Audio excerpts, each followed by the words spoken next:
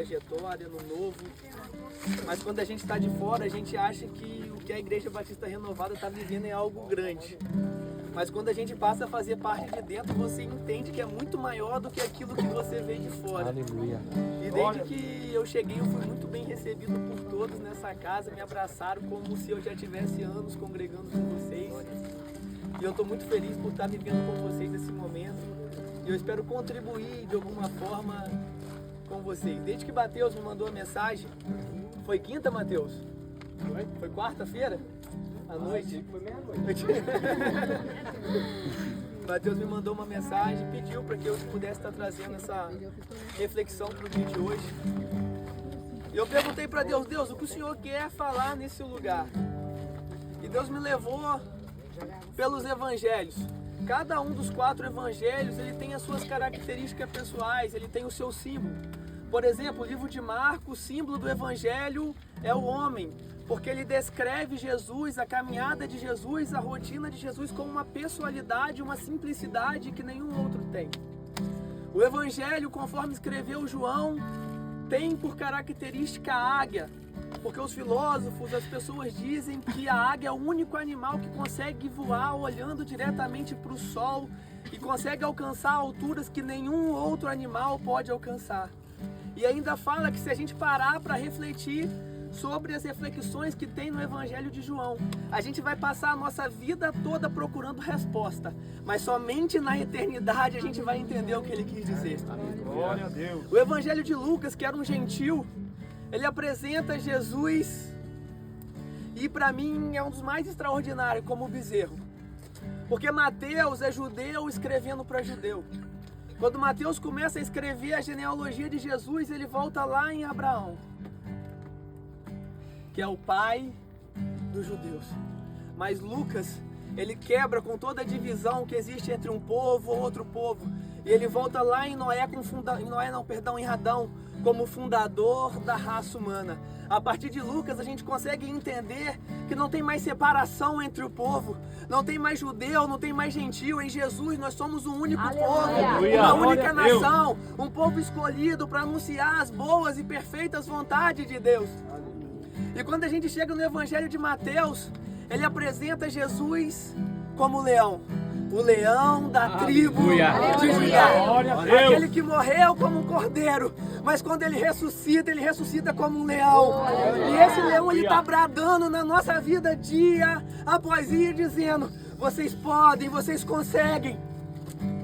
Mas talvez você venha aqui esperando ouvir uma mensagem triunfalista, pastor. Que Deus vai te dar isso, que Deus vai te dar aquilo. Mas em Mateus capítulo 4, no versículo 7, a gente vai olhar que Satanás pega Jesus e leva ele até o monte mais alto. E nesse monte ele faz uma proposta para Jesus. Tá vendo isso tudo? Olha para o seu lado. Olha aí. Imagina Jesus no monte mais alto, podendo contemplar aquela visão extraordinária como a qual nós estamos tendo hoje.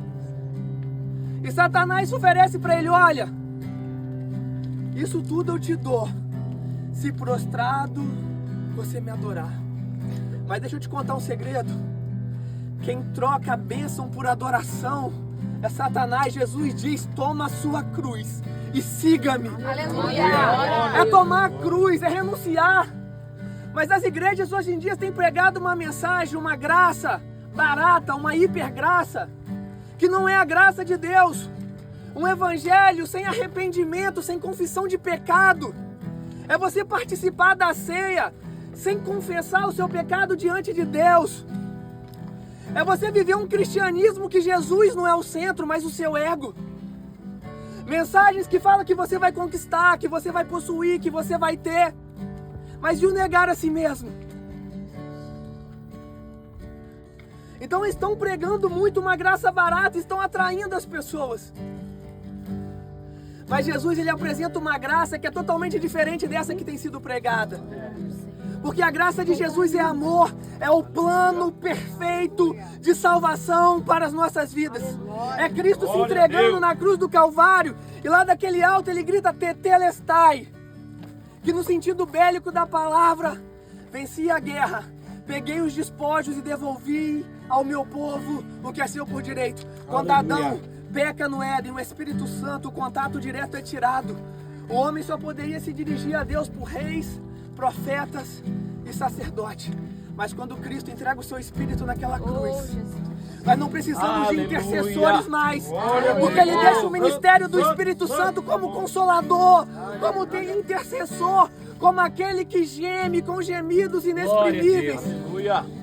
No Evangelho de Tiago, ele vai falar que as obras da carne nos afastam de Deus e o Espírito ele tem ciúme de nós. Mas no original grego a palavra é epipotério topneuma, que é aquele que anseia incansavelmente pela volta. Aleluia. Talvez você chegou aqui nesse dia, nessa manhã, e talvez Jesus tenha se tornado distante de você. As suas transgressões, os nossos pecados, eles têm nos afastado de Deus. Mas o Espírito Santo ele está batendo. Aleluia. Ele está batendo. Glória a Deus. Eu quero fazer morada, eu quero ter um relacionamento, eu não quero ser somente um visitante na sua casa. Eu quero ser o primeiro, eu quero fazer morada. A graça de Jesus é isso, é bondade, é misericórdia, é perdão de pecados, é arrependimento. A gente está prestes a viver um grande avivamento, Samuel. Porque quando você olha a história dos grandes avivamentos, todas as nações que presenciaram um grande avivamento chegaram no fundo do poço da degradação moral. E hoje no nosso país a gente está vendo isso. A gente olha para as pessoas, a gente olha para o governo, a gente percebe que as pessoas estão relativizando tudo. Tudo me é lícito. Mas o apóstolo Paulo vai dizer que tudo me é lícito, mas nem tudo me convém. E quando a gente olha para a história de Jonathan Edwards, um gago, quando ele começa a pregar, mas a pregação não é essa, porque ele era gago, ele vai escrever e vai começar a ler. Um dos sermões mais conhecidos de toda a história, pecadores na mão de um Deus irado. Diz que aquele avivamento foi algo tão profundo que as pessoas começavam a segurar nas pilastras com medo de cair direto para o inferno. Por sua vez, William Seymour vai pregar sobre o avivamento da Rua Azusa, que as pessoas do bairro, das ruas seguintes, conseguiam sentir a presença de Deus quando aqueles jovens se reuniram no mesmo propósito de oração. Mas, Patrick, o que você quer falar com isso? Eu quero dizer que a gente não pode se corromper, porque às vezes, quando a gente está perto de receber uma porção de Deus que é perfeita, Satanás vai vir com aquilo que é bom para tentar nos confundir. Aleluia. E a gente vai achar, não é só isso. Mas Deus tem muito mais para as nossas vidas. Efésios capítulo 3, versículo 20 vai dizer: porque Deus é poderoso para fazer infinitamente mais, além daquilo que pedimos ou pensamos, segundo o seu poder. Aleluia. Mas esse poder, ele opera através de quem? De nós. Aleluia. E Paulo vai dizer: Cristo em nós, a esperança da glória.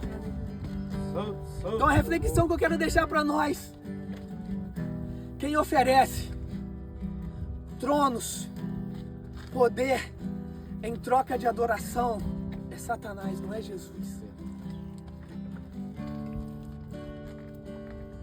Então não vamos nos render a esse evangelho que negocia, que troca um chamado por bênçãos materiais.